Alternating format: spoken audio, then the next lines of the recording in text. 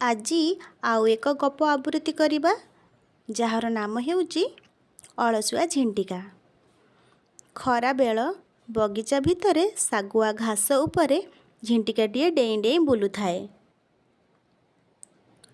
ତାର ଆଖି ପଡ଼ିଗଲା ଗୋଟିଏ ପିମ୍ପୁଡ଼ି ଉପରେ। ପିମ୍ପୁଡ଼ିଟି ଝାଳ ନାଳ ହୋଇ ଚାଲିଥାଏ। ମୁହଁରେ ତାହାର ଚାଉଳ ଦାନାଟିଏ। ଝିଣ୍ଟିକା ହସି ହସି ଗଡ଼ିଗଲା।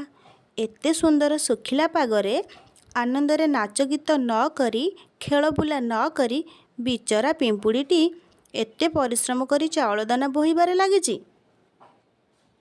ସେ ପାଖକୁ ଯାଇ କହିଲା, ହେ ପିମ୍ପୁଡ଼ି ଭାଇ, ରହ ରହ, ଟିକିଏ ମୋ କଥା ଶୁଣ। ଏମିତି ଝାଳ ନାଳ ହୋଇ କ'ଣ ପାଇଁ କାମରେ ଲାଗିଛ? ଆସ ମ, ଏକାଠି ଖେଳିବା ଆସ। ପିମ୍ପୁଡ଼ି କହିଲା, ନାଇଁ ଭାଇ, ମୋର ବେଳ ନାହିଁ। ତମେ ଦେଖୁନା କି ଶୀତଦିନ ଆସି ମୁଣ୍ଡ ଉପରେ।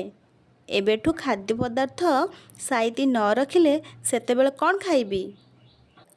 ଯା ଯା, ଶୀତଦିନ କେବେ ଆସିବ ସେଥିପାଇଁ ଆଜିଠୁ ସଜବାଜ? କିଓ, ଯେତେବେଳେ ଯେଉଁ କଥା। ଭଲ ପାଗ ଦେଇଛି, ଖୁସିବାସି ହୋଇ ବୁଲାଚଲା କରିବା ନା କେଉଁଠୁ ଚାଉଳ ଦାନାଟେ ଗହମ ଦାନାଟେ ଖୋଜି ବୁଲିବା? ପିମ୍ପୁଡ଼ି କହିଲା, ବୁଝିଲ ଭାଇ, ଆଗତ ଭବିଷ୍ୟତ କଥା ଚିନ୍ତା ନ କଲେ ବିପଦରେ ପଡ଼ିବା ସାର ହେବ। ମୋର ତମ ସହିତ ଖେଳିବାକୁ ସମୟ ନାହିଁ। ଏହା କହି ସେ ଚାଲିଗଲା।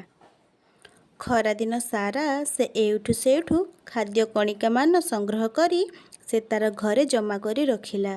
ଶୀତଦିନକୁ ଆଉ ତାର ଭୟ ରହିଲା ନାହିଁ। କୋହଲା ଥଣ୍ଡା ପାଗରେ ସେ ଆନନ୍ଦରେ ଘରେ ଖାଇ ପିଇ ମଜାରେ ରହିଲା। ମାତ୍ର ଝିଣ୍ଟିକାଟି ଅଳସୁଆମି କରି ନିଜର ଖାଦ୍ୟଦ୍ରବ୍ୟ ସାଇତି ରଖିଲା ନାହିଁ, ବରଂ ନାଚିକୁଦି ସମୟ ନଷ୍ଟ କଲା।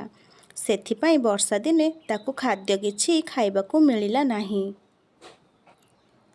ଦିନେ ପିମ୍ପୁଡ଼ିକୁ ସେ କିଛି ଖାଦ୍ୟ ମାଗିବାକୁ ଆସିଲା। ତାହା ଦେଖି ପିମ୍ପୁଡ଼ି କହିଲା, କିଓ, ସେତେବେଳେ ପରା ମୋ କାମ ଦେଖି ହସୁଥିଲ, ଏଇଲେ ମାଗିବାକୁ କାହିଁକି ଆସିଛ? ଝିଣ୍ଟିକାଟି ତାର ଭୁଲ ମାନିଲା, ଆଉ ଏପରି ଭୁଲ କରିବନି ବୋଲି ମଧ୍ୟ କହିଲା। ସେଇଠୁ ପିମ୍ପୁଡ଼ି ତାକୁ କିଛି ଖାଦ୍ୟ ଦେଇ କହିଲା, ସବୁବେଳେ ଭବିଷ୍ୟତ କଥା ଚିନ୍ତା କରିବା ଉଚିତ।